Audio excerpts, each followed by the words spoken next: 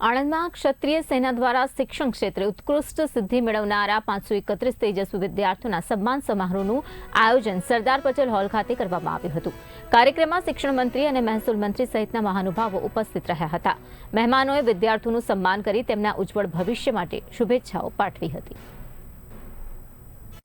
આણંદ જિલ્લામાં અને આણંદ મહાનગર ખાતે ક્ષત્રિય સેના દ્વારા આયોજિત ખૂબ જ સરસ સામાજિક સમરસતાને